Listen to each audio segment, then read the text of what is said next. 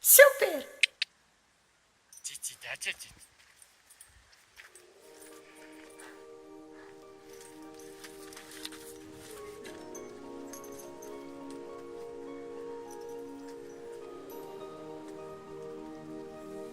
Htio sam izmjeriti koliko po cesti iznosi dužinski krug oko Jaruna.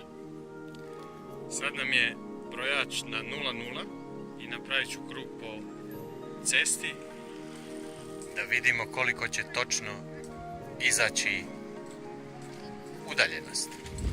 Danas je baš prekrasan dan.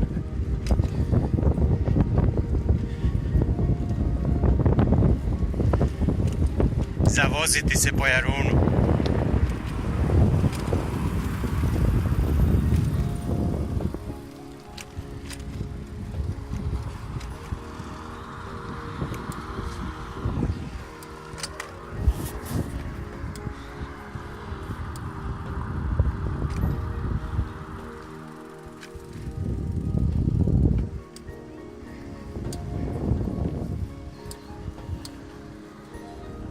I uspio sam doći, evo ga, udaljenost 6 km i 180 metara po stazi, odnosno po cesti, vanjski rub Jaruna, ne one unutarnje stazice, nego je ovo vanjska staza baš.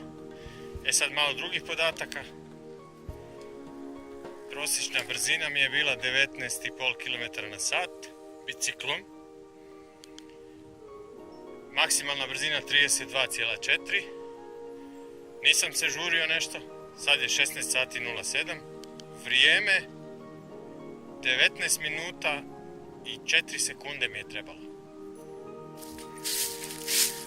A početak i završetak mjerenja mi je bio kod Joška Skoblara.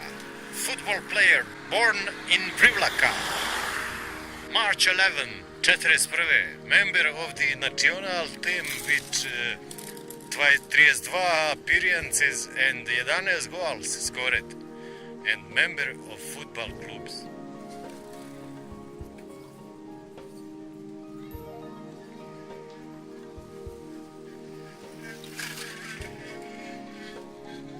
Na ovoj ploči piše biciklističko-rolerska staza, duljina 5500 metara.